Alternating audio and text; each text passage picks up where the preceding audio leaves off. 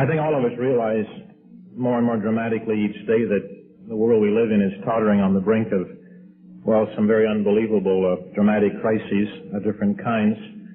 And there are hundreds and maybe thousands of prophecies that the Church of God has discussed over the years in basically theoretical terms because it wasn't happening when we began to talk about them. And now these theoretical prophecies are unfolding in stark and grim and sometimes rather frightening reality all around us. So you see, nowadays we don't have to talk about famine. Someday down the road causing us problems, we can talk about famine taking place in the world right now. We don't have to talk about economic collapse being a possibility and people looking sort of strange at you when you say that in a very wealthy country. And we used to say that, in 2 or 3 decades, there will be economic collapse in the USA. And back then that sounded strange, but full well it doesn't sound strange nowadays because it could happen in 6 months or next year, and we know that. We used to talk about, World War III, 20 years off or 10 years off, and now we can tell you, look, it could happen next week. I don't think it will, and prophecy does not give that indication, but that possibility is always there. And as those things close in on us, you can sense that some of our brethren are becoming frightened and scared, and there's a certain amount of uncertainty and panic and that type of thing in the minds of some, and it ought not exist. I have to admit that sometimes I'm disturbed by the fear and the fright and the anxiety and the panic and some of the questions that are asked by members of the Church of God that show that they're pretty uptight and frightened. You can sense it when people discuss the end of the age and preparations that have to be made to live on through the final years of this era. And people get very uptight about jobs. We have members moving all over the place, going here, running off there. Gotta get that job. You do, but boy, the panic sometimes worries me. Jobs are an acceptable form of concern in a time of growing economic chaos and unemployment. But the fears that seem to too often motivate a lot of our brethren, those fears seem to be hooked into the need, you see, to keep pumping money back into the mortgage company coffers and back into the landlord's pocket and into the little drawer in the cash register in the supermarket. And that seems to be the major reason for the fear. And if that is the major reason for your concern about jobs and the economy and the future, then I can pretty well promise you probably will lose your job. You probably will be on the dole. You probably will have to, have a lot of handouts in the years that lie ahead when unemployment goes up to, I think I can say it'll go over 30% because it hit 30% in the Depression. And God says this will be the worst time in all of human history, and if it hit 30% then, it's going to have to at least hit 31%. It's going to have to be greater, otherwise it will not be the worst time, it would be the second worst time. So we have to look ahead to at least 30, 35, 40% unemployment. And, what's going to happen to your pocketbook when that occurs? Because yea, verily, I do believe it will. And I don't believe it'll occur after we leave for the place of safety. I believe it'll occur before we go. I think that can be proved. You know how to secure employment and to keep employment in a time when you got all these social and economic ills and problems and conditions are deteriorating at breakneck speed and things are not good. You realize that Scripture talks about economic chaos. But, the kind of chaos that will literally begin to take apart and shatter the economies of most nations on the face of the earth, and they're all interrelated.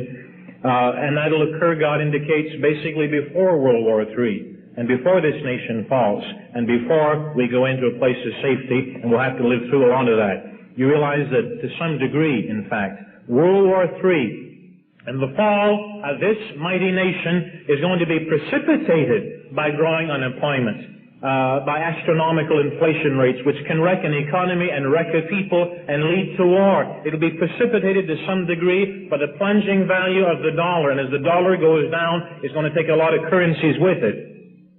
And there'll be other misuses and things I can't even foresee because I'm no expert in economics. But you can see it happening, and the USA is going to take the blame for a lot of things. Well, it's going to be a fairly disastrous time in some ways, and sort of frightening, and yet it doesn't have to affect most of us in a major way. It'll affect all of us in minor ways and maybe medium-level ways, and maybe a few of you will be affected in major ways. I think that's possible. and yet you'll survive and live through it, and you can bring down God's blessing on your life and your job and your employment and your pocketbook to the point and to the place, to the extent that you can live through it, if not on quite the same level as you're living now, at least decently and comfortably, and still do your part in the work of God. And some of you are making yourselves far too vulnerable to certain kinds of curses. We'll talk about that in a minute.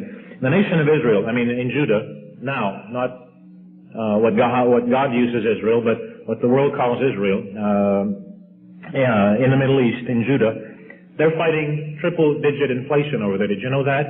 We're fighting double-digit, 12, 13, 14%. They're fighting 120% or 130%. Now, when you think about that, some of you get very upset about, 14% inflation or 12%. What about 120? Well, they've got indexing and a lot of other things. But what happens to us off in the future someday when and if, and I think it's much more when than if, we begin to have triple digit, not 20% or 50 a year or 85, but 110. Where does that leave you if you're on Social Security and a fixed income? And how do you feed your family, pay off your mortgage? And I think far more important than that, how are you going to pay tithes and do the work of God, which is destined, prophecy says, to grow at an incredible pace, unbelievable pace in the closing years of our commission, and it will. And if it does, is there a dichotomy there, you see? If the work surges ahead, but society is collapsing economically, and we're collapsing with it, will the money fall out of trees? Will, $10 bills fall out of the heavens like manna fell out of the heavens to feed the Israelites? Well, I don't think it'll happen quite that way. It could, but there's no indication of that. God will use us. The question is who and how. Are we suddenly going to have to look to, maybe 3 issues of the plain truth a year? Does that sound logical to you? 3 issues to save money? 3? Not 6 or 10, but only 3? Is that the way God will do things? I don't think so. Are we going to have to think in terms of maybe 1 church service a month because the bills will get so high for lighting and that type of thing in here that we won't be able to afford the hall, therefore we'll cut back all of our congregations to once a month? Does that make sense to you? Doesn't make sense to me. I don't think so. Well, how are we going to, get the budget in shape if those things are not going to be done? What about the college? Will we roll back the college classes to maybe, Monday afternoons and Thursday mornings? And that's all. And maybe fire 90% of the teachers because we won't be able to afford to have them teach. I don't think so. That doesn't make any sense. How about TV? Will we simply abolish television and do away with radio because we won't be able to afford it? You know what would happen if we did all those things? There would be no work. Matthew 24, verse 14 would not be fulfilled, and we would bring down not just the curses of God, but He would come down and probably wipe us out as an organization for not doing His will and His work. And we'll do the work. It may involve some adjustments. I don't think the income is going to drop. I think it'll keep on going up. In fact, I think that's provable. We may have to trim off some fat here and there in the work of God. And I can see salaries someday perhaps being reduced. 10%, 20, 30, 40, 50. You know how many people would stay in the work of God if their salaries were cut in half? I'd say 90%. I really think that.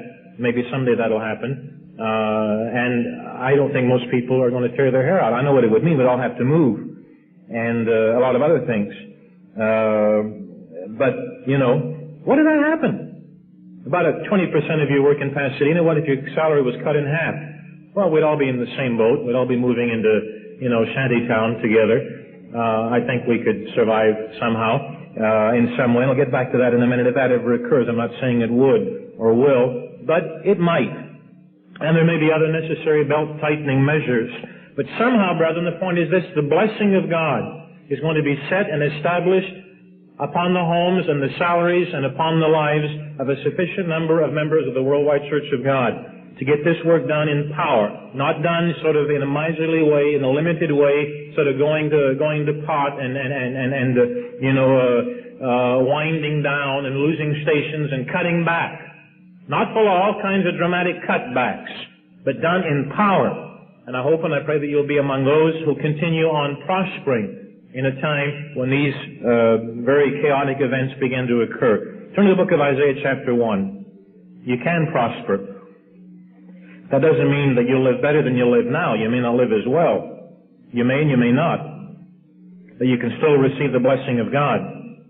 Isaiah chapter 1, I think you've seen it before. This is talking about economic chaos. The first few chapters describe chaos, shattering the nations of Israel in the end of the age, and specifically referring to the U.S. and England and the literal nations of Israel geographically and ethnically and all that type of thing. But in addition, it's referring to all nations on earth because everything's interconnected. And when the dollar goes down, most other monies go down with it, with a few exceptions. If the U.S. goes into deep depression, that will generate depression in most other countries. If we have hyperinflation, it will cause hyperinflation in most other countries. So it's a worldwide phenomenon. And what you see here will not just happen to us. It'll happen to us, and then we will cause a kind of an effect, a ripple effect that'll go worldwide. And that ripple effect, you see, is to some extent going to generate World War III. Isaiah talks in his vision to Judah and to Jerusalem, chapter 1, verse 1. We know Judah is. Jerusalem is the capital of all of Israel, and Jerusalem, used in prophecy, refers to all the nations of Israel, not just to the Jews. It refers to them. And they're going to have all this happen too. It refers to the USA and Britain and the major powers. And of course, to some degree, every nation is going to be affected by this because we do have an interweaving of economic policy and the effects affect everybody. Going on down to verse 5, talking about our nation now with all of its problems. Why should you be stricken anymore? You'll revolt more and more. The whole head is sick, the whole heart is faint. That's decadence and deterioration on all levels, from the sole of the foot even under the head. There is no soundness in this nation. There is no economic soundness. There is no moral soundness. There's no spiritual soundness. There's no monetary soundness. There's no soundness. Now that's our nation. But there are just wounds and bruises. These are types, of course, of problems of all kinds, putrefying sores that have not been close bound up, mollified with ointment. Those are pictures of unsolvable problems. I mean, monumental problems that people are dealing with and nobody can resolve them. We have an unsound economy. Now, verse 7 says, in the wake of all that, and to some degree, verse 6 precipitates verse 7. Your country is or will be, the Hebrew verb would indicate a future as well, desolate. And that's coming. Your cities burn with fire, like Sodom and Gomorrah. They were burned with firestorm, and there'll be firestorms. Nations will be burned ultimately in nuclear holocaust. Cities burned with fire, land strangers devoured in your presence. It's desolate. Will be like a besieged city in verse 8. Verse 9 says, unless the Eternal of hosts had left a small remnant. We should have been as Sodom, and just like Gomorrah, those cities were wiped off the face of the earth for sexual sins, basically. Verse 6 says our nation will be destroyed because we're full of problems. We're full of problems, no soundness. And you'll see that the major problems, to some degree, along with the morality, the religion, the sex, one of the big things that'll cause this armed intervention from without will be economic problems that we're going to sort of export to other nations. Verse 16 talks to the Church of God now, and God gives a brief message to us within this context of problems. Wash you and make you clean. That's a call to repentance. Put away the evil of your doings from before your eyes and cease to do evil. That's our work, and that is our message. Preaching the laws of God and the ways of God. Learn to do well. Seek judgment. Relieve the oppressed. Judge the fatherless. Plead for the widow. Come now.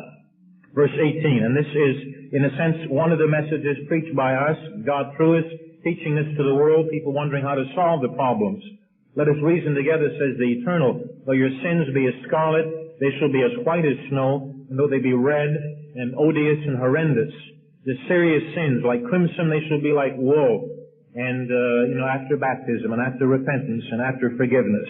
Now, verse 19 says this, if you be willing and if you're obedient, you shall eat the good of the land.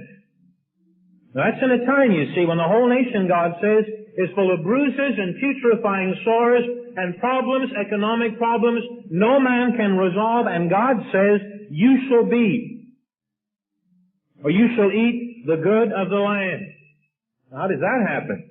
That's a promise, but how does that happen? How do we eat the good of the land in an age like this? But if you refuse and you rebel, verse 20 says at the same time, because we'll have both possibilities, you shall be devoured with the sword, for the mouth of the Eternal has spoken it. And that message has got to be understood. Sometimes we, lull ourselves to sleep in a kind of a complacent way when it comes to things like this, and we deprive ourselves of the blessing of living from or off of the good of the land. But God says we can eat the good of the land even in a time of terrible economic crises. That was possible even in the 30s. My grandfather had a couple of sections of land in the wheat-growing country of Western Canada, and he was poverty-stricken. Some of his neighbors were fairly prosperous. You know why? Because my grandfather went ahead and he raised wheat for 3 or 4 years in a row. When wheat was bringing in 20 cents a bushel, it cost more to buy the seed. 20 cents a bushel isn't a lot of money. And, that's the way it was at the time. Oats were 7 or 8 cents a bushel. And any of you who were farmers back in the Midwest, the Dakotas or Kansas back in the 30s may remember things like that occurring. So, he lost his shirt. We had neighbors, on the other hand, who didn't go ahead and sow it. They bought cattle instead. And beef, even though beef was being sold pretty cheaply, he still made more money, putting cattle out to pasture. And some of the neighbors survived quite nicely. My grandfather lost his shirt because, you see, there was no price for grain in those days, and oats and that type of thing. It was, you had to almost give it away. So, some of them lived off the good of the land. He didn't, but some people did. In the future, it'll be the same principle. I've talked before about a little island off the coast of Canada called Newfoundland, where, unemployment has been endemic for 30, 40, 50 years. And it's always sort of floated along at 30-35% of the population is unemployed in Newfoundland. Always. You go into towns along the coast, and of course Newfoundland is way out in the Atlantic, and any time of the day, the squares in the center of the villages are full of men and boys in the prime of life doing nothing, and it's become, in a sense, a sociological problem. It's passed on from father to son. Nobody works. Everybody lives off the dole. And it just goes on. They don't move into towns to get better jobs because there are no more better jobs in town than where they are. So they live, they produce families, they live on the dole, and it creates the sociological phenomena of welfare families who never do anything but live off of welfare. And it becomes sort of respectable because the work ethic is dead. And yet in Newfoundland, 90% of our brethren have jobs. 30% of the other Newfoundlanders don't. But 90% of our members, usually 95, do have jobs. Now, they're not always the kind of job you would want, and they don't always make the money you would like to make, but they live okay, and, their homes are small compared to American homes. No affluency there. A big house in Newfoundland is, 1,000 square feet. Here, that's a little house. You want to have 1,800 at least, don't you? Otherwise, you feel cramped. They view 1,000 square feet as a big house. That's usually 2 small, tiny bedrooms and a tiny kitchen and a tiny living room. And that's about it, I guess, plus the bathroom. They don't have 2 bathrooms, and nobody has wall-to-wall carpets. Are you kidding? Rich people have wall-to-wall carpets in Newfoundland. When you were a kid, what did you have on the floor when you were a kid? Well, they had scatter rugs, or what did they call them? Scatter rugs, or some other word. You didn't have any rugs sometimes. I've been in homes of Church of God members 20 years ago, where you could see the ground through the separation of the boards in the floor.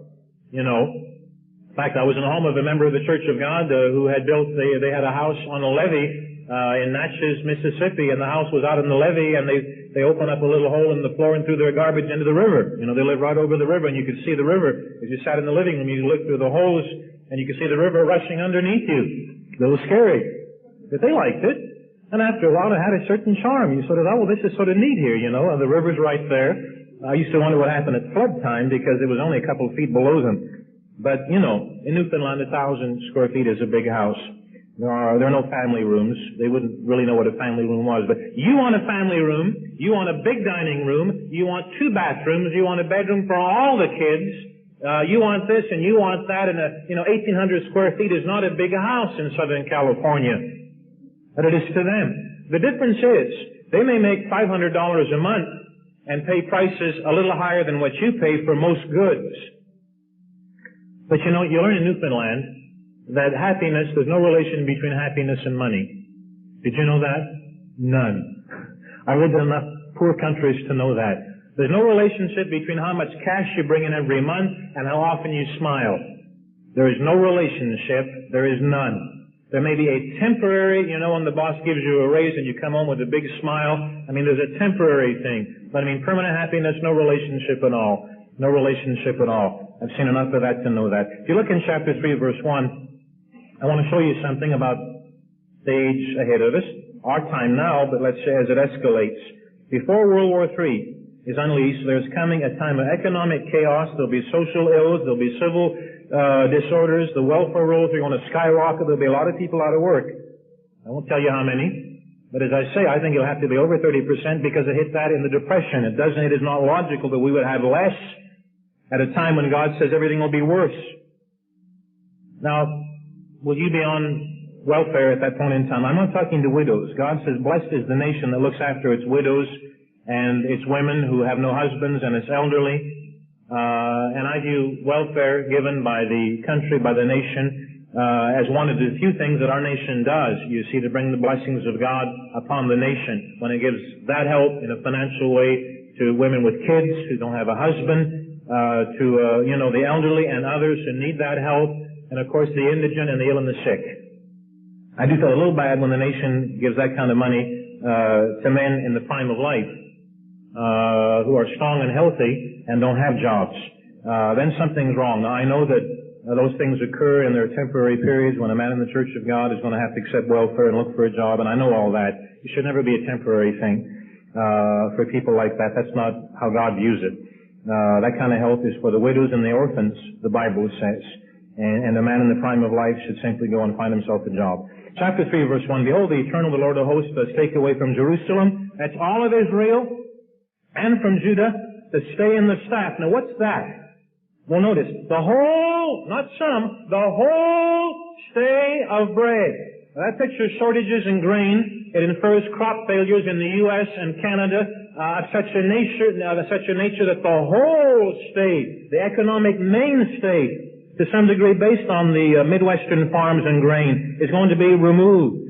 And the bread basket of the nation is going to be shattered. And then the whole staff of water, God says, will be removed, which indicates pollution. I guess in Southern California it also indicates shortages. We've had those before. We're having them in the Northeast. And so the basic price of so many commodities is going to go up. When they're in short supply and the demand is high, prices go up automatically. And, I'll tell you about how much they'll go up to some degree generally in a minute. The Bible discusses staggering inflation rates in Israel. I'll show you that in a minute. And as they peak, and the whole world is just sort of, teetering on the brink of total economic chaos, God says Europe is going to intervene in our nation and a lot of other nations. Europe will take control of our nation and will unleash some type of aggressive, convulsive action. We talk in terms of World War III. And at that point, when our nation has become tributary to that European power, they're going to go to great efforts to salvage the world's economy, and they will say, we have devastated that economy. They'll say, we're the problem. And that will probably be one of the major excuses used to justify that armed intervention. Otherwise, the world will collapse economically completely. There will be other excuses, of course.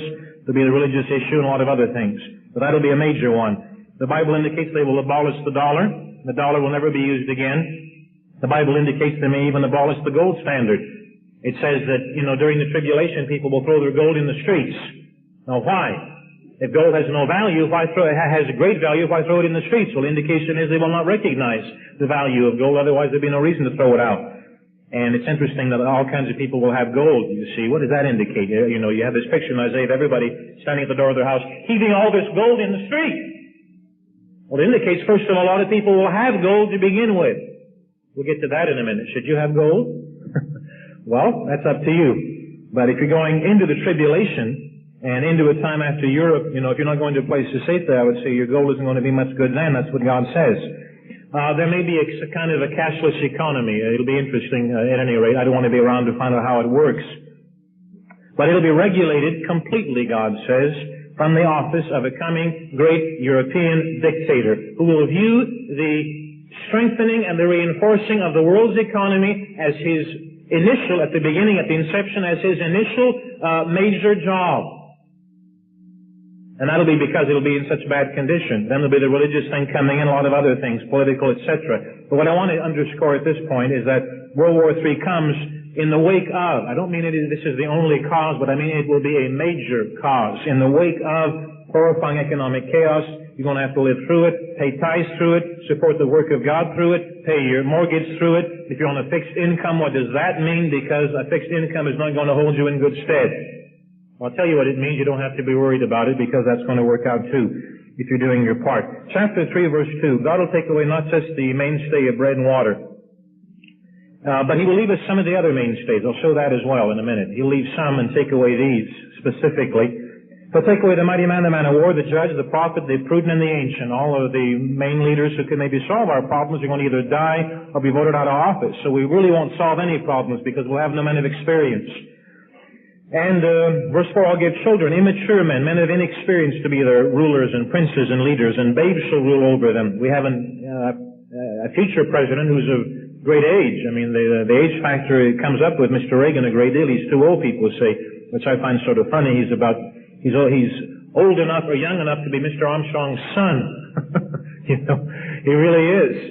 He could easily be Mr. Armstrong's son. Yet they say Mr. Reagan is too old. Well, I don't think he's too old myself. I'm not in love with, some of Mr. Reagan's policies. I think some are very good and I think some are very bad. He's a human being and everything of the kind. But he's not that elderly. But the indication would be, however, that the last president or the final leaders will not be men of age like him. So I don't know what that would indicate. Will he be around all that long? It says princes and children, and that certainly is not Mr. Reagan's situation. So you can infer from that whatever you want. Verse 5, the people shall be oppressed and hassle everyone by another, not served and helped and shored up in a loving, sharing kind of a community. That used to be what we had. Nowadays we don't. People are oppressed by one another, everybody by his neighbor, hassle, fighting, continuously, a new spirit of aggressiveness. Children behave themselves proudly against the ancient, which is sad. Even in the Church of God you see some of this. The base against the honorable. When a man shall take hold of his brother at the house of his father, saying, you've got clothes left. Look, at least you've not been totally wiped out. Everybody else in the family is bankrupt, but hey, brother, you've got clothes. I don't, you do. Your business is still working. Therefore, you be our leader, and let this ruin be under your hand. Now, in that day shall this guy swear, or, say, I won't be a healer. No, don't ask me to, bind up the wounds. I can't solve all these problems. I don't want to heal this country. I won't be a healer. For in my house is neither bread or clothes. He's still got the house. You see, not totally wiped out, but no bread and no clothes. Because of the shrinking dollar, because of the economy or shortages or inflation or whatever else comes along. And someday a loaf of bread, God says, is going to cost at least $30 a big loaf. I'll show you that in a minute. That's a specific prophecy. God tells you about how much a loaf of bread is going to cost someday as we come down to the end of this work. And the indication is it'll be at least $30 a loaf. Now, how's that for inflation? What is it now? About $1? Depends, I guess, on the bread that you buy, whole wheat or white or something of the kind. But bread is not cheap. Someday it'll be terribly expensive. I don't want to be a healer. There's no bread or clothes in my house. Don't make me a ruler of this people. I can't solve my own problems. 4, verse 8. Again, in the aftermath, this is a consequence. It's all hooked together. Jerusalem is, shall be, ruined, and Judah is, will fall, because their tongue and their doings are against the eternal to provoke the eyes of his glory. Chapter 5, verse 8. A few more things quickly. Chapter 5, verse 8, the whole context talking about this age ahead of us. Woe unto them that join house to house. Now, this isn't in the tribulation yet. In the tribulation, there won't be a lot of this type of thing going on in our nation in Israel, though it will be in Europe, but not here.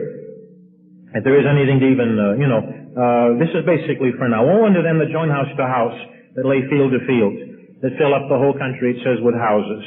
And, everyone wants a big house, and this makes me think of Southern California. House to house, field to field, everything full of construction. And the picture here is of the big promoters who buy up all the land, and to make the big bucks, and though it's not wrong to buy land, or to sell a house, or to build a house in a tract, or to, be in real estate, or anything of the kind. God is condemning here an unbelievable spirit of greed that has caused the big promoters to buy land every place you see, and in so doing they wreck the environment, they wreck to some degree the economy, they promote the escalation in costs, and, they're pushing the environment right to its utter limits. House to house, field to field, until there's no room left. And these are fancy houses. These aren't little old dinky places. This isn't Newfoundland. That they may be placed alone. This is the end result someday. in the midst of the earth if they survive. In my ears, said the eternal host, of a truth many houses shall be desolate, even the great and the fair, the big, the beautiful, the 2,000, 3,000, without inhabitant. Verse 10, yea, 10 acres of vineyard will yield exactly 6 gallons of wine. That is not very much wine from 10 acres. That describes, shortages in that area. And the seed of an omer, that's about 10 bushels, will yield an ephah, which is about 1 bushel. So for every 10 bushels you plant in seed, you get about a bushel back, which is economically totally inviable, and that's chaos. And it means a year or two of that kind of a crop, sort of like they had in the 30s, but worse, in our economy would be teetering on the brink. Incidentally, I think government is now saying we don't have any more surpluses of wheat or grain in the USA. We used to always have a year or two in surplus. And now somehow, even though we're not supposed to be selling most of it to the Russians or any of it, or, that's gotten sort of fuzzy exactly what we've said we did or didn't want to do with the Russians, suddenly they're saying there are no more surpluses. And we live literally from crop to crop, from year to year, and there's no latitude left. And what if God, in His divine will, wiped out one full year? Took every state in the breadbasket, parts of the country, from the Dakotas on down into Kansas, and simply wiped it out. Wiped it out. Wiped out the crop in Western Canada. Destroyed it completely. Then what do you have? Well, you have a little bit of wheat, a little bit of grain here or there that sort of survives, and maybe a little bit. There's always a little left over. $6 a loaf. Would you say it might be $10 a loaf? How high would the escalation in cost, the inflation go in bread? How about $20 a loaf? Did you know that's too low? God foretells that someday a loaf of bread, a big, heavy loaf of good whole wheat bread, a large family-style size loaf, will be at least $30 and maybe $35 and possibly $40. I'd say at least $30. I think that can be provable, and maybe $35 and maybe higher. The Scripture says bread will be running at that rate just before Europe intervenes and our country becomes tributary to that system. And again, I want to underscore that there are indications that are very clear that the new economic system during the tribulation that will be put in place by that European power over all of the parts of the world that they will at that point in time govern will not involve the use of the dollar and will not involve the use of currency as we now know it. Now, I don't know exactly why, but I would tend to say they'll simply get sick of a system with inherent weaknesses, and the international monetary base does have inherent weaknesses right now, and they're going to apparently do away with it. Turn to the book of Revelation chapter 7. Now, that'll happen in the wake of World War III, as a result of problems that we'll be living through before World War III occurs. Revelation 7 shows how far inflation is going to go. What will your dollar buy in a few years? And what about a pension? And what about welfare? I really doubt if the welfare system will even be extant in the last few months of this age. I think there'll be so many people on welfare that they probably will simply abandon the whole thing. That's hypothetical, and I don't know whether that'll happen for sure. What about our widows and people and the elderly who have fixed incomes? What's going to happen to them? Well, I think we can show you what will happen. God will certainly look after them in every way, and they need have no fears at all. Revelation 6, verse 1. Well, before I get to this, even now, inflation is taking its toll, and most of you have cut things out of your budget that were in your budget 5 years ago, but it's been happening progressively, so you haven't really noticed it, you see. But if you think, you're not doing some things that you were doing a few years ago. I talk to people who used to enjoy a steak dinner once a week. Now they have a steak dinner once a year, or once every 2 months, or they've cut back, or they're not quite as flush as they used to be. And it's happening slowly, so they haven't really noticed it, but it has been happening, and in some cases it's more dramatic. When I was first married, back in the early 60s, my wife and I would go out virtually once a week, usually Saturday evening, and we would go to a restaurant and we'd have a nice steak dinner. We didn't have any children then, and it was nice. We'd have a steak dinner and we'd have a nice salad, and that's when I found out what Thousand Islands dressing was. Now I've forgotten because it has too many calories, but at that time I thought it was very nice. And, maybe dessert. And it was nice. You get a steak dinner. You could get a steak for $1.75 in 1962. What they call a small top. $1.75, including the salad. And maybe a drink or something was in addition to that. And it wasn't highly expensive, and it was a nice way to relax after church virtually every Saturday evening. And we knew where the different steakhouses were. That was back in the early 60s.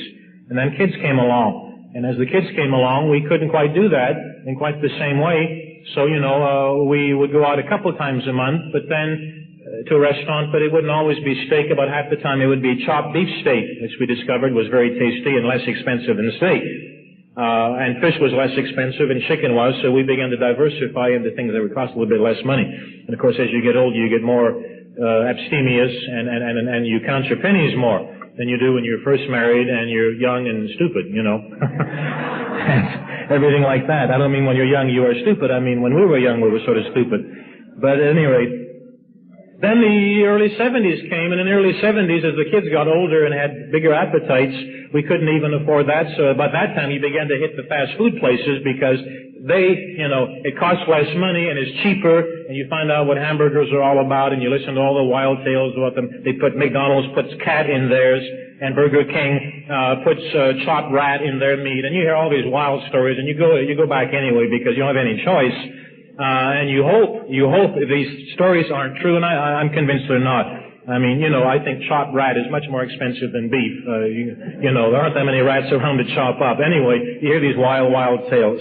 So for a few years we were in the fast food places, almost once a week with the kids. You know what we have come to now? My wife and I still, on occasion, go to the fast food places, but now we leave the kids home. We go alone. Because we can't afford to take them most of the time. And, we may go out to someplace like that, and get pizza and a salad or something of the kind, in a fast food place. And, come home and the kids say, oh, you went out, oh, you didn't take us. And of course my reaction is, no, and I can't afford it. You see, so it has happened slowly, you see, from steak on Saturday evening to pizza twice a month, all by ourselves.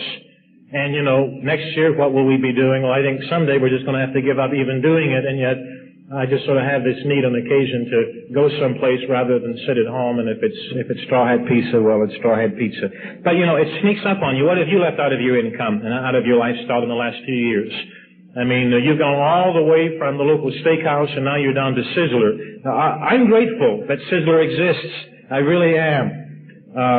One of the few occasions when I can afford steak would be there. Well, in a few more years, you're going to have to make some more adjustments in your lifestyle and your diet. And one of the big things, interestingly enough, God says you may have to cut out completely, will be bread. Bread. Anything made with grains. Some of you are going to be chagrined who did love that 7-grain cereal for breakfast because it's going to be $10 a bowl and you won't be able to afford your 7-grain cereal for breakfast. You'll be back to, maybe, I wanted to say pineapples, but I don't mean pineapple, the other fruit, grapefruit, yes. Grapefruit and something of the kind. But whole grains and anything using grains someday will be very, very expensive and beyond most of your grasps. But other things will still be within your grasp. God is not going to starve us to death. He's going to make it rough, though, for a while. Chapter 6, verse 1, I saw when the Lamb opened one of the seals. This is prophecy ahead of us. And I heard as it were the noise of thunder, and the beast said, come and see. And I saw, verse 2, and behold, a white horse, and he that sat on him had a bow. That's a type of warfare in battle. But it's a white horse, and this is religious aggressiveness and religious militancy. It is not a war that is being fought by a military power or army. The white horse in the Bible is false religion, growing in power, becoming involved in politics, growing in respect, growing in influence, and growing in power every place. And the Catholics and the Protestants have begun to grow again. I mean, there's more religious influence than ever before. All you have to do is look at the bumper stickers in the back of people's cars, and you can see that. The Muslims are growing in influence. Religion is growing again, and there is a kind of a revival spirit in the Church of God, but also in other churches. And they have begun to grow in power. And this is the growth of apostate or religion. And they're going to go out and conquer and be involved. And this shows the new rising power of false religion. Protestant, Catholic, Muslim, whatever. That certainly is occurring. When he opened the second seal, I heard the second beast say, come and see. And there went out another horse that was red, color of blood. And power was given unto him that sat thereupon to take peace from the earth. It doesn't necessarily say immediately he causes wars, but he removes the peace. And wars and rumors of war began to escalate. This picture is growing hostility. And nations and races and peoples being pitted one against the other. Peace is removed, and that finally, when it's removed, they want to begin to kill. There was given unto him a great sword, a great sword. And then, as that escalates and grows, and it already is, and we're in both of those horsemen are now riding. And number 5, when he'd opened the third seal, I heard the third beast saying, "Come and see," and behold, there was a black horse, dark, black, color of death. And he that sat upon him had a pair of balances like a scales, indicating scarcity in his hand. And I heard a voice in the middle of the four beasts say, "A quart of wheat is going to cost a penny at that time." Now you see, after the tribulation begins, we won't be using pennies, God says. We won't be using the same monetary system. This is in a time when the monetary system is still basically intact, and wheat is being sold as it is now. A measure that is a quart, it says in the Hebrew, for a penny. A quart of wheat in a jar is about enough for the needs of an average-sized family of 4 or 5 people for a day at subsistence level. And then people could survive on that much. It would be only survival, though. But it's enough wheat, let's say, for one very large loaf of bread, a large European style. A big loaf of bread could come from a quart of wheat. Now, how much is that quart of wheat, that big loaf of bread, going to cost in the end of the age as we come towards tribulation? And verse 8, as the pale horse is getting ready to ride, and his name is death and hell, and a quarter of the world is going to die when he rides. That's the sword and hunger and killing and death. Just before that occurs, you see, as this age comes to a crescendo, well, a large loaf of bread is going to cost a penny, God says. Now you may think, boy, what a relief, 1 cent. That's really a drop in price. And of course you would be wrong if you think that, because that's not what this says at all. This is a penny as it was in John's day. And this word in the Greek is denarios.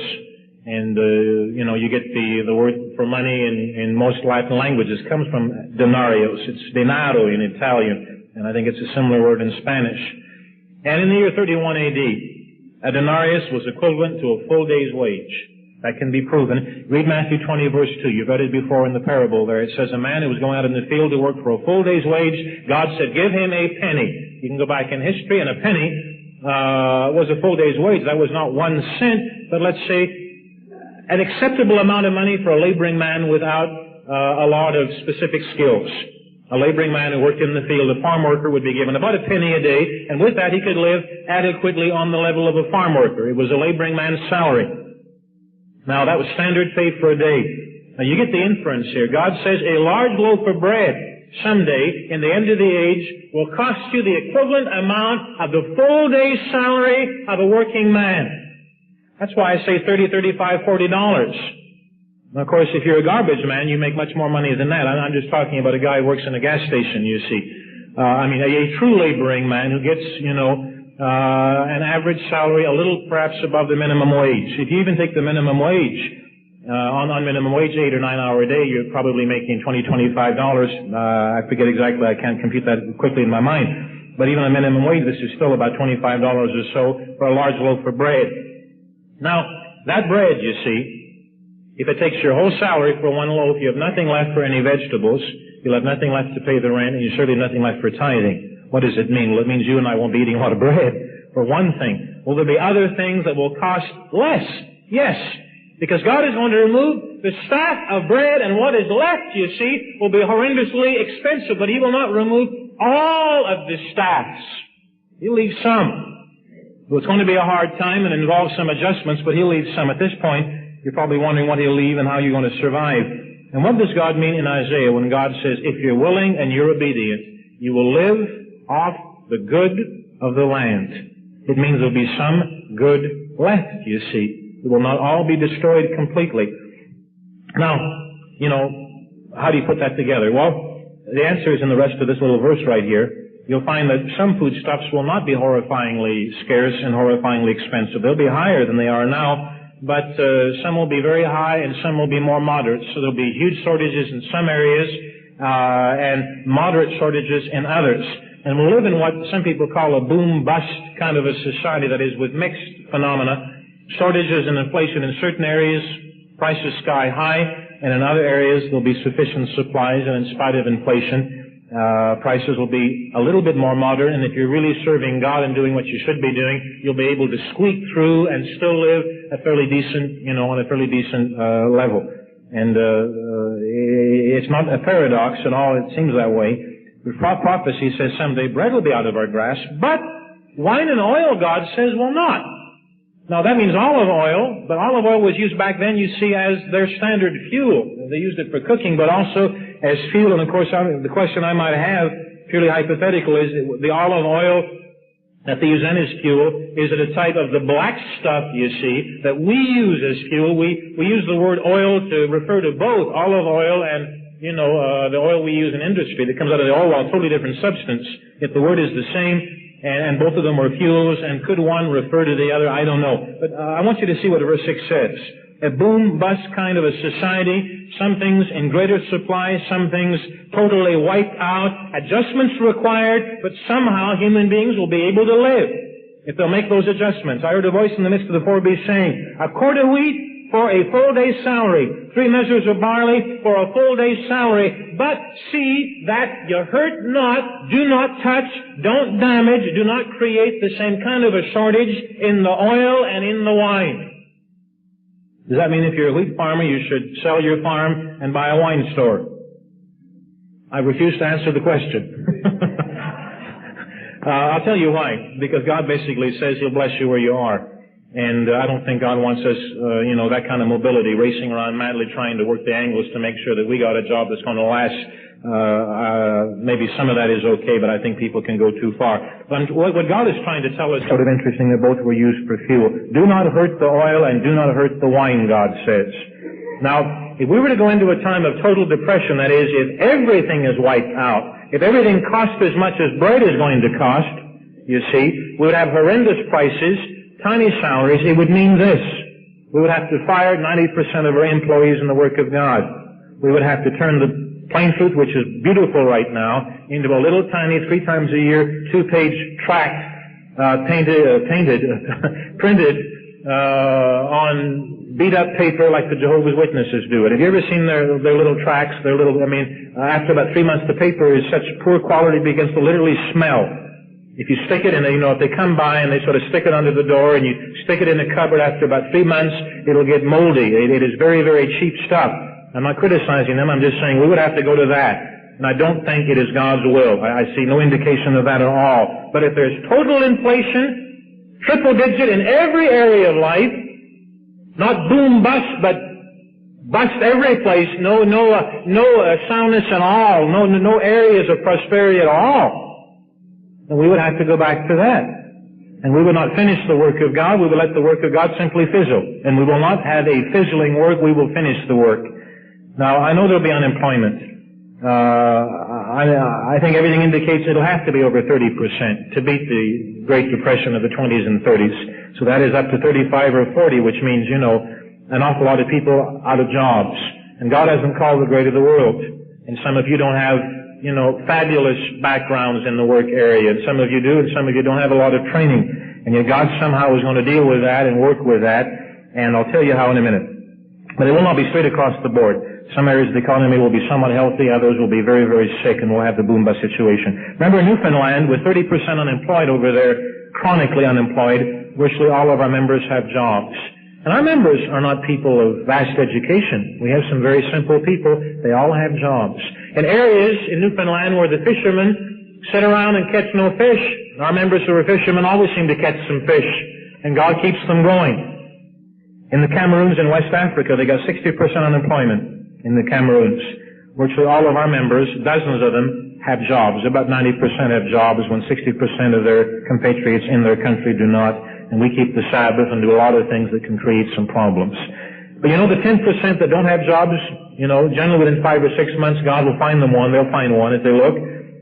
But the other 90% that do are always blessed. Just enough so the 10% that don't are able to live, you see. They don't have a social system there with welfare and all these things, all the freebies going out at all. But the brethren with jobs are always blessed, so that those who do not have them are helped. And I'll get to the principle of equality. God doesn't mean everybody gets the same amount of money. The principle of equality in the book of Corinthians means that God blesses some and others are given less, and it all works out and is enough for everybody. That's the manna principle. I'll get to that in a minute. But in the Depression of the 30s, a lot of Americans were destitute and some were not. You see, some did live off the good of the land. And we shall, God says, in the years to come. Now how? I want to show you, before I discuss that, though, some of the long-range results in world affairs of breakneck, widespread economic chaos. Remember Germany in the 20s, Adolf Hitler made his first bid for power because of the economic problems in the country. And you've heard of the famous Munich beer hall putsch. I've been in the beer hall that he putsched his putsch in, whatever. I guess a putsch is a kind of a, I don't know what a putsch is, but I don't know. Anyway, he made his first coup, I guess, bid for power there. And that was at the time, a time when the German mark was collapsing, and the nation was in financial chaos, and that's why Hitler came to the fore in the early 20s. Now, he didn't come to power for 10 years, but he began to agitate, and it was at a time when the German mark, you see, was literally collapsing as a result of the debacle, the fiasco of World War I. And after World War I was over, and pressures we created within that country to some degree, and they blame us for it, by the way, and I'll get to that later if I have time, they went into a time of horrendous inflation, and Hitler came to the fore and said, I'll resolve the problem. The German people must not live with this kind of economic chaos. And it was chaos. I mean, those were the grim dark days when Germans were dealing with inflation unheard of in human history in a civilized country. At the close of 1921, I'll give you some statistics. Prices were 35 times higher than in 1913. You think that's bad? That was just the beginning. At the end of 1922, prices were 1,475 times higher than in 1913. You think that is bad? By the end of 1923, hold on to your hats, prices in Germany were 1,422,900,000,000,000 times higher than in 1913. Can your mind even begin to think in those terms? I mean, the nation was shattered, and the dollar was worth, in 23, just a tad under $1 trillion marks, and which is awful. And people, you know, those were the times that you've heard of when literally in stores and shops people didn't count your money. You took it in a basket and they weighed your money. You see, they weighed it.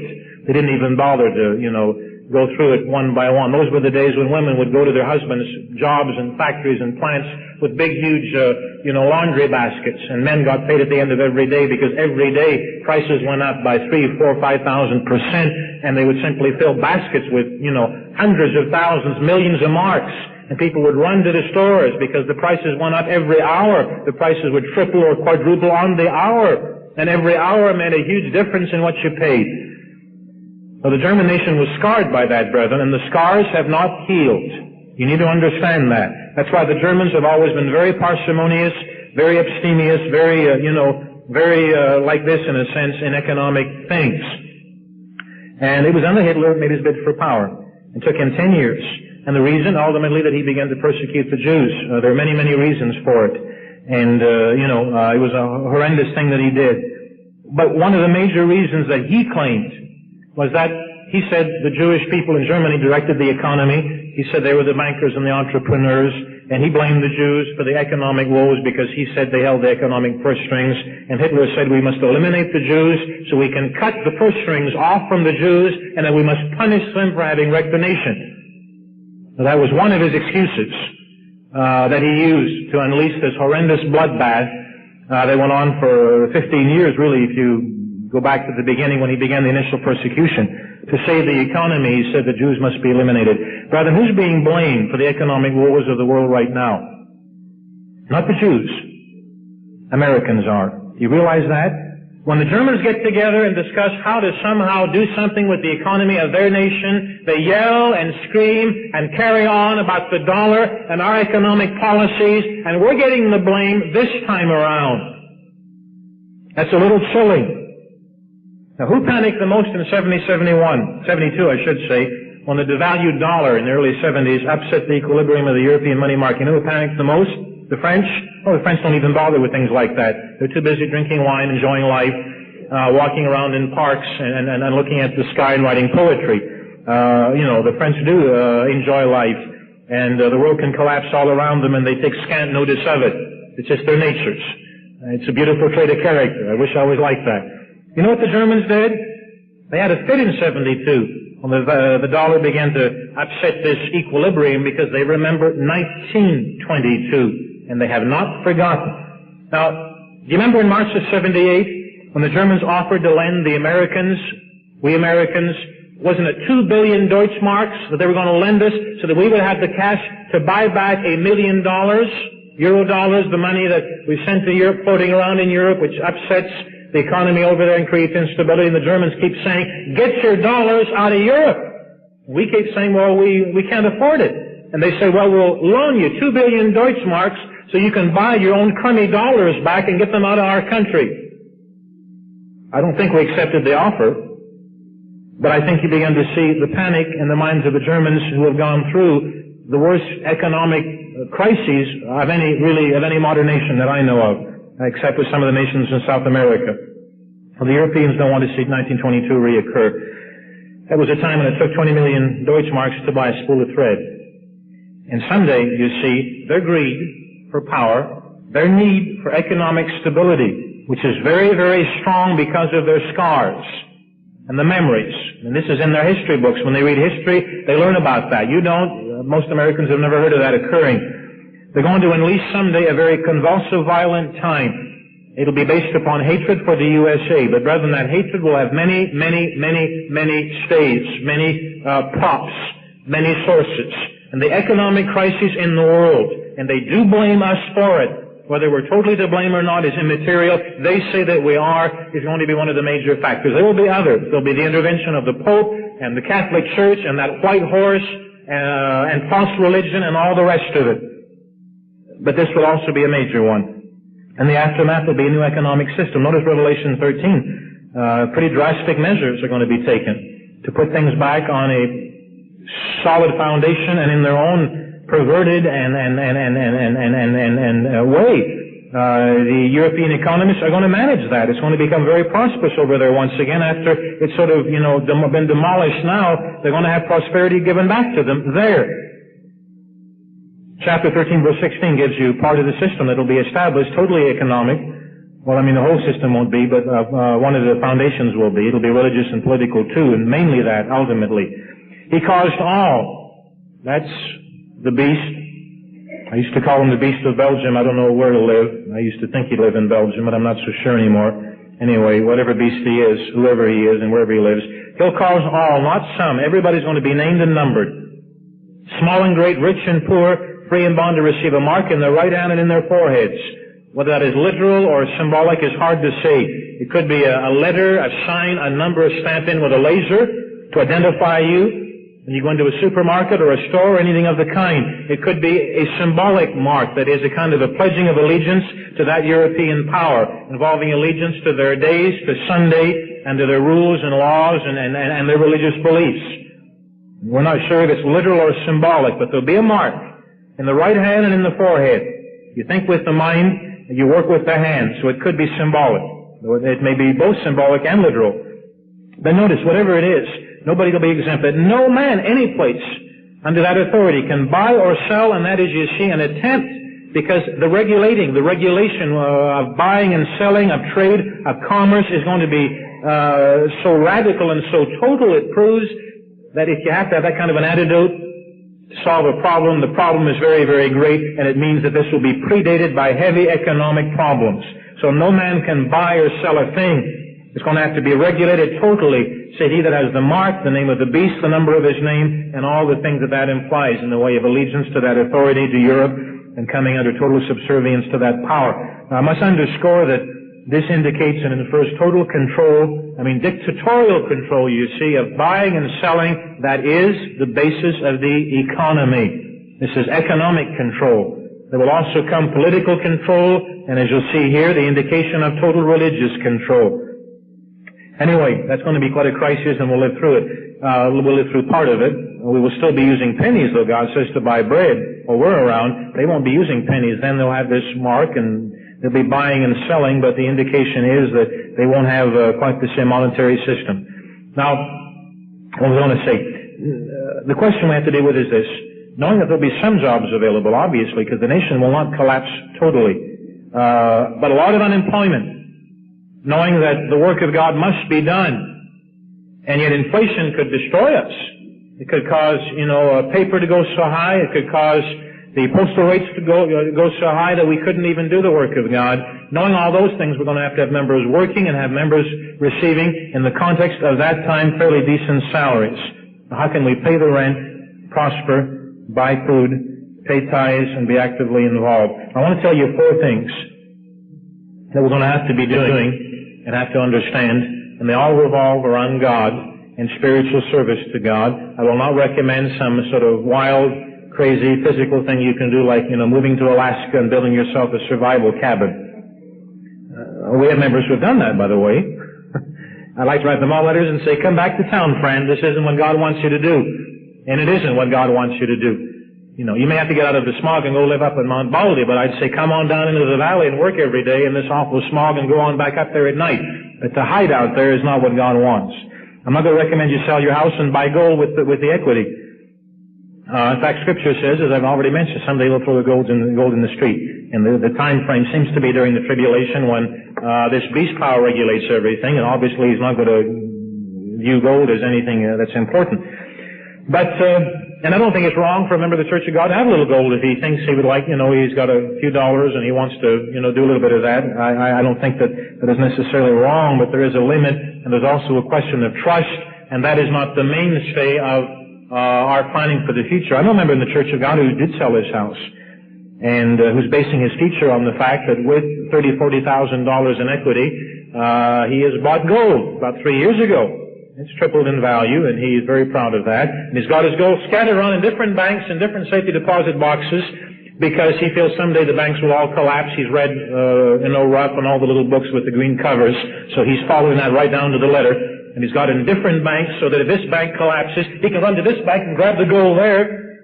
And he mentioned to me that he even has gold in tin cans in his backyard buried, just in case the banks all collapse at the same time, or the government calls in the safety deposit boxes and he loses that gold, but he'll still have the gold in the backyard in the tin can.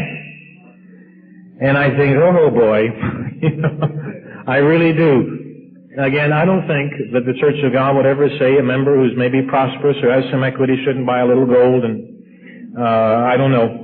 I just would rather not even deal with that as far as giving recommendations. But I do know this as far as the end of the age is concerned. God says this, I give you power to get wealth. He doesn't say buy gold, and really work through the books on how to prosper in how to prosper in the coming disaster. And they had all these neat little methods, you see, all the stocks to buy, just these stocks. And, what you do in that area, I guess, is up to you. But that isn't going to get you through. I can promise you that. It's not a question of interesting little things you do, with your stockbroker or something of the kind. It really isn't. It's basically a spiritual thing. So I want to give you 4 points quickly in that area, revolving around God. Be ready. This is point 1. Be ready and willing to make adjustments in your lifestyle. Please be ready and willing to do that. In the years ahead, now the adjustments will basically have to be minor, but there will be some. There'll be some cutting back. There'll have to be. I see no way out of that. God may not require anything major. On the other hand, maybe He will. Now, if the work of God were to cut our salaries by 10%, would you be willing to cut back by 10%? But then, where do you stop? What if they cut our salaries by 20? Would you say, at that point I've got to sell my house, I'm going to go get another job? Well, maybe some people should do that. I don't know. What about 30? Could you survive on half your present salary? I don't mean in the house you live in now or your apartment. You'd have to move. My answer is yes, you could. If you're making $1,000 a month, you could live on $500. If you're making $750, you could live on $325. If you're making $3,000 a month, you could live on $1,500. And I know you could, because I've seen people that do, and some of them live quite adequately, not fancily by any means. When I went to France in '67, the prices over there in '67 were almost the same as they were here when we left, so our budget really didn't vary hardly at all. It was amazing how the prices there were almost the same as prices here. What I found is that most of the members in France made about half of what people make here. Just cut right in half. They made about $250 a month, $300 a month. That was in '67 when members here were making maybe, $500, $600, $700 a month. A lot of salaries have doubled since that time. They made about half, and they ate. Most of them had apartments, not houses. Very few of them had nice cars. They tended to have old cars, tin cans, 2 horsepower, or whatever deux chevaux, 2 horsepower. And it wasn't very fancy. But just as many smiles there as here. Money doesn't make you happy, brother. It doesn't. And when you get that through, you know, the thick skull, there is freedom. Money doesn't make you happy. It is not how many bedrooms you have, how many bathrooms you have, how much cash you have. It is whether or not you've got God's peace in your heart and God's Spirit in your mind, and whether you're walking with Him and doing your part. Now, it doesn't mean you have to change your lifestyle now. It just means you have to be willing for the future. And if you're greedy and house proud and you must have more affluence, more and more, and you've got to see your salary always going up, because it'll go up as the years go by, you see, but the prices will go up even higher. That's the difference. If you always have to have more and more and more, I think you're going to be very, very unhappy. If you learn to put the emphasis in the right place, you certainly will not be at all. Philippians chapter 4, verse 10. Time when Paul was cut back materially. Chapter 4, he was in jail. And the context talks about materialism and how the Apostle Paul felt about the Spartan fare, the poor meals, the food in jail, about the cold cell he was in, about the clothing that wasn't washed every day, and how he adapted to that. Philippians 4, verse 10. He said, I rejoice in the Lord greatly that now at the last your care of me is flourished again, wherein you were also careful, but you lacked opportunity. He said, you've begun to help, and they were sending money and things to him, parcels. Not that I speak in respect of want, for I have learned in whatever state I am, therein to be content. He didn't say I'm fulfilled, and he did not say I'm thrilled. It is not fulfilling to go to jail. Now, some people say, yeah, but I'm not fulfilled. When I have a one-bedroom apartment and it's very constricted, I'm not fulfilled. Well, God isn't talking about being fulfilled. He's talking about being content. Paul was content in jail. He was not fulfilled in jail, and he wasn't thrilled to be in jail. See, life isn't always a question of being fulfilled or being thrilled. You understand what I'm saying? Sometimes you can be content in rather Spartan, limited circumstances. Paul said he was. Proof of his conversion. That was the peace of God flowing through him, changing his life. He said, I know how to be abased, I know how to abound. You have to be adaptable and ready to change your lifestyle, Paul said. Everywhere and in all things I'm instructed how to be full and how to be hungry, how to abound and how to suffer need. I can do all those things through Christ who strengthens me, through the, verse 7, the peace of God flowing through him. That was how it was done. And verse 19 it says, now my God will supply all of your need, not all of your wants, but all of your needs, according to His riches and glory by Jesus Christ. But you've got to decide, you've got to let God decide what those needs are, you see. And then sometimes He'll take some of them away, sometimes He'll add some, and you've got to be flexible in this age. And learn how to abound, how to be abased, learn how to adapt in your lifestyle and accept some of those cutbacks when the time comes that they must be made. I'm not saying they will be major, but they'll come. Probably basically minor. Some of them will be maybe a little bit more dramatic. Second one we have to remember is this. We must never forget that tithing and generous giving to God are the prerequisites of God's blessings, and all the more so in a time of economic chaos. You must not cut back now. Cut back in your lifestyle, but don't cut back on God. Some of you immediately cut back on offerings when you should cut back in your lifestyle when the pinch comes.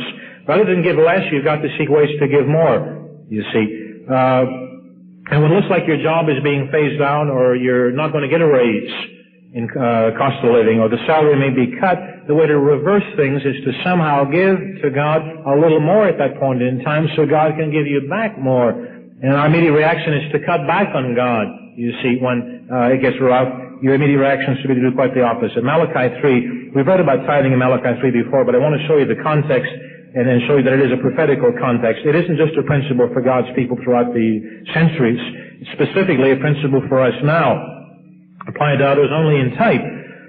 But the truth on tithing and giving offerings is given to the people of God in the end of the age in a time when the tribulation is very near. And God then says, do not cut back in tithes and offerings. Chapter 3 verse 1 talks about sending a messenger, preparing the way before the return of Christ. And the Lord whom you seek will come into His temple. This is the end of the age. Verse 3, He will sit as a refiner and a purifier of silver. That's the millennium. And He says in verse 5, I will come near to you to judgment. That's in the millennium. Verse 6, I am the Lord, I change not. That's now and then. From the days of your father you've gone astray. Verse 8, within that context, totally prophetical. And there's nothing in the context that is not prophetical. Will a man rob God? Yet you've robbed me in tithes and in offerings, and you're cursed with a curse. The whole country is cursed. And He says to bring the tithes into the storehouse. And He'll pour out a blessing. And that is a prophetical blessing. It is specifically a blessing for us now. I will rebuke, verse 11, the devourer for your sakes. That's the death angel. And he shall not destroy the fruits of your ground, and your vine will not cast her fruit before the time in the field. You won't have to worry if you're a farmer about just horrendous crop losses like other people will. We've had that occur with crop losses all around, and our farmers have been protected. And all nations will call you blessed. And then he talks about how people criticize him, verse 13. Criticize God. Verse 16, then they that feared God spoke one to another. Is this prophetical? Yes. God hearkened and heard it. And the book of remembrance was written before him for them that feared the eternal, and they that thought upon his name. And they, you see, the whole context describing a people who are obedient, who serve, who tithe, they shall be mine when? In that day when I make up my jewels. And I will spare them as a man spares his own son that serves him. That is place of safety, of course. That is prior to it, though, and after we arrive. That is a total promise of sparing. The whole context talks about obedience, talks about tithing, it talks about certain blessings that are brought down from God. I think it's pretty clear what God is saying. Luke chapter 12. Luke chapter 12. You've got to be generous to God, and God is then generous to you. 12, verse 15. Do we cut back on giving to God now? Well, of all times, this is not the time to do that at all. Luke 12, verse 15, he said unto them, take heed and beware of covetousness, materialism, and the sort of hedonistic outlook we have about wanting more and more affluence. For a man's life doesn't consist in the abundance of the things that he possesses. It doesn't. If you think it does, you have a very great lesson to learn. You know, there are no more smiles per square inch in the USA than there are in some very, very poor countries. He spoke a parable and talked about a rich man. Verse 16, he had all kinds of riches, and he thought within himself and said, what will I do? I have no room left to bestow my fruits. And he said, I'll do this, I'll pull down my barns, build bigger ones, and there will I bestow all of my fruits and all of my goods. So he had his plan, you see, for the future. I'm going to show this as a prophecy. He had his plan, you see, to live on through the, economic chaos that lies ahead. He built himself a bigger barn, and he began to hoard. But the Bible indicates that it's good to have a little financial cushion. It's good to maybe have a few months in the bank to pay the rent if you lose a job. It's good to have a little financial cushion. God says you should set aside for your old age and set aside for your children's children. And so it's good to have a little bit of an investment program sometimes, as long as it is active and the money is being used. And God doesn't say it's wrong to invest if the money that you've invested is being used and you have a specific plan for your kids, for your grandkids, something like that, and you feel there is time between now and that time to do that. But this is talking about hoarding. This is talking about the guy with all the gold sitting in his big safety deposit box, and that gold isn't helping anybody. Remember God said, I think it was in Matthew, he said, why didn't you put your money in the bank, gain interest? At least then the money is being used. But here was a fellow that, in a sense, wasn't using the money that God gave him as surplus to sort of prepare for the future, perhaps in a right balanced way. He was simply stacking it up in his own barn. So you see, the right type of investment is a totally different principle from hoarding. God condemns those who hoard. A little bit of preparation for the future, a little cushion for the future is one thing. And God said, look to the ant. He says, the ant in the summer prepares for the winter. Interesting, the winter lasts how many months in Palestine? About 3 or 4 months. He doesn't say the ant prepares for the winter, the spring, next summer, next fall, the following winter, the following spring, the following summer, the following fall, and then the summer and the spring and the fall, and then, the ant doesn't do that, does it? Now, I had people say, oh, well, the ant, that's why I got all the gold in the trash can, buried in the backyard. The ant in the summer prepares for next winter.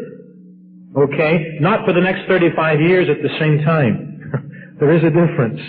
So you see, preparation is one thing, but there are extremes. Hoarding is wrong. I'll say to my soul, verse 19, my soul, you've got all these goods laid up for many years. Now you can take your ease, eat, drink, and be merry because you got the future all sewn up. And God says, ha! You have no idea what's happening in the future. You got to have your life revolve around me. Some preparation is fine. Sure. We would not say that, but let's say putting your whole trust in that preparation and doing it in a way that involves hoarding is not God's way. God said unto him, you fool, this night your soul shall be required of you. Then whose shall these things be that you've provided? He that lays up treasure for himself alone and is not rich toward God is going to have his comeuppance someday. And then he said unto the disciples, and it was prophetical, for now, therefore I say unto you, take no thought for your life, what you shall eat, or for the body what you shall put on. And now he means really in the years that lie ahead, because you'll see the prophecy here. Life is more than meat in the body than raiment. Consider the ravens. God feeds them in verse 24. Verse 27, consider the lilies. They don't toil, and yet God dresses them. Verse 28, and if God so clothes the grass that is today in the field and tomorrow is cast into the oven, how much more will He clothe you in the years to come, O you of little faith? Do not be, verse 29, of a doubtful mind. For these things, verse 30, are those things that the nations seek, and your Father knows what you'll need. And again, you'll see the prophecy in a minute, that rather seek you the kingdom of God. That means tithing, that means obedience. That means walking with God. Seek that kingdom. And sure, you may do a few things to sort of set some things aside for the coming financial crises and all that type of thing. I'm not going to tell you not to do some of those things. But I'll tell you what, most of us aren't doing a lot of that because God has given us a promise. And He says, seek the kingdom of God, and all these things shall be added unto you. Don't fear. We should not fear little flocklet. Look like bags. It says a purse which will not wear out. As the years go by, a treasure in the heavens that doesn't fail. For where your treasure is, that's where your heart is. Verse 35, this prophecy for now, notice, going on. Let your loins be girded about and your lights burning.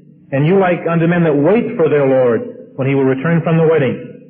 Blessed are those, verse 37, servants whom the Lord, when He comes, will find watching, but not only watching, praying, giving, being rich, being generous with God. And God will be with them. They'll be in the kingdom of God. And you can go on through the context and you see how literal and how prophetical it is. So as we come down to the end of the age, remember to increase giving to God. As some things are phased back in your life, do not phase back generous giving to God. Otherwise, God will not give generously back to you. That's awfully important. Third principle is this. We need to learn what the principle of equality is. God gives surpluses to some and cuts others back.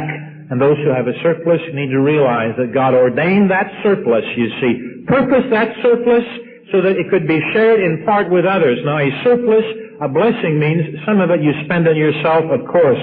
Some of it you give to the work of God, of course. And some of it you share with others. When in Egypt there was a surplus.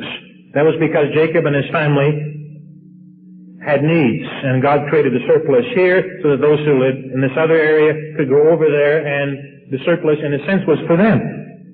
In the land of Judah, when the early Jewish members went through a time of terrible famine, you know what God did?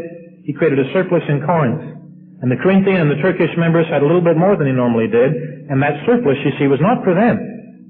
A little bit of it was spent by them, sure. It was basically to be used, and the Apostle Paul went around and took that little surplus and hauled it back to Judea and gave it to the Jewish members, and there was just enough for everybody. Now, someday we're going to have to come to the point in the Church of God when we begin to move our surpluses around. And we will more and more as that time of need comes. It hasn't quite come to that point. Someday it will. You know, 90% of us have jobs and 10% won't. If those 10% are looking and are starting to find work, we'll simply move the surpluses around. The widows and the others who have fixed incomes will be blessed by God, perhaps not through money coming to them directly, but there'll be a surplus given to somebody else. And that will be moved around to them. And that's a biblical principle. Years back we used to wonder if, someday some of the church members would not flee before others if, in certain parts of the country because of persecution and things like that, if some of the brethren wouldn't have to pick up and leave months before the Church of God leaves for a place of safety. I think that's possible. But if that occurs and we've got to keep people over in our garages for 6 months and they don't have jobs and we're going to have to feed them, you know what will happen to you? You'll get a raise, God almost promises this, equivalent to the amount of money that is needed to support people that are living with you. That is within a time of crises. That's the principle of manna. That doesn't always work this way, but it did in Carn, it did with the Jews, it does in any time of crisis work that way, and it's a miracle. So you have to learn to begin to share and view blessings in a certain light. 2 Corinthians 8, notice what it says. The brethren in Judea were going through a terrible time. And you'll see that God blessed the Corinthians just enough. And He didn't give them the same incomes. I'm not talking about, when I say equality or equalization, meaning everybody has the same income. It means there's enough to cover all the different needs. The brethren in Africa will always have lower incomes, brethren here will always have higher ones, brethren in Europe someplace in the middle. But we'll be able to move around the surplus and we'll cover the needs. Verse 12 of 2 Corinthians 8. If it be first a willing mind, we've already talked about that. If it's accepted according to what a man has and not according to what he doesn't have. For I mean, verse 13, not that other men be eased and you burdened, but by an equality. Notice that at this time your abundance in Corinth may be a supply for their want in Israel. That their future abundance, when you're going through a rough time, may also be a supply for your want. God says, this time you're helping out. You got a little extra, but He said, the next time around they're going to be helping you. So God moves it around. There was a time, you can prove that. God talks about the crises in Corinth. The whole world was going through a lot of economic crises and famines. Sort of a type of our age. As it is written, verse 15, he that has gathered much had nothing left over, and he that had gathered little had no lack. Now, that was in the thing of when the manna fell in ancient Israel. They went out, and those who were strong and healthy gathered all they could gather. Those who were a little weaker and slower gathered all they could gather, and yet maybe the slower, weaker ones had more kids. So they didn't have quite enough. But God worked it out by miracle so that there was just enough, you see, for everybody. And those who had a surplus shared it with those who didn't have, who had a shortage. And it came out so everybody had exactly what they needed. And God says the principle works, and He will use it in time of economic strife, and always has, and will again. You've got to learn to share. Chapter 9, verse 8, God is able to make all grace abound towards you. Verse 9, however, you've got to be a sharing person, and you've got to view surpluses as that opportunity to share. As it is written, he that has dispersed abroad and has given to the poor, his righteousness remains forever. And He, that's God, that ministers seed to the sower, will minister bread for your food and multiply your seed sown and increase the fruits of your righteousness, and you will be enriched in all things to all bountifulness, which causes through us thanksgiving to God. And verse 15 says, thanks be to God for this unspeakable gift. That is, this gift of what God calls the gift of equality. That is, He moves around the surpluses in times of crises so that everybody's needs are covered. As it was in the desert in Israel, that will be done to us in the place of safety and to some degree in the closing years now. And the last point I want to mention is this. And of course, the moral of what I just said is that you ought to learn to share and learn to share a lot. The fourth point is commit your job to God and, ask God to bless it and to use your job to make it an instrument. And He will if you do it the right way. Now, if you're just putting in time on the job you have now, you don't like it, you hate it, you probably will lose it. You probably will lose it. Or if you view your job as a kind of a calling and as a gift and as a way of, showing the world a silent witness of what a servant of God is like and does as a means of growing in character, and you have that sense that the job you've got, even if it isn't glamorous and glorious, is nonetheless a way, a tool that God is using in your life to help you and to build character and all of those things, God can bless that job and you can keep it through everything. 1 Corinthians 7, this will take a whole sermon. I'll give a whole sermon on it in a few weeks or months about jobs and what they mean to God and everything. This little principle, then we'll close. Verse 20 of 1 Corinthians 7, about jobs. Now remember in verse 26, he was talking about the present crisis. So there was a huge crisis in Corinth. Brethren were a little unstable, worried about their jobs and what would be done. And God said, okay, verse 20, principle is important. Let every man abide in the same calling wherein he was called. The calling here is talking about profession. And he gave an example. Are you called being a servant? Don't care for it. But if you may be made free, use it. What he's saying is this. He said if you were a slave or a servant then, and that was your job when you were called, he said, don't make a big deal out of it. He said, basically stay with it. But if you can get out of it and I can guide you into something better, he said, okay, go with it.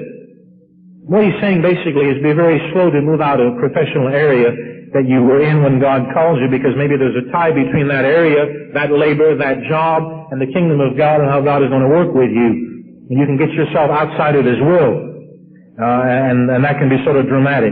So he's not saying you must always have the same job. You must always stay in the same profession. He is saying be careful. And if God will lead you out and God takes you into a new area and you totally change lifestyles and job and employment, okay. He's just saying be careful.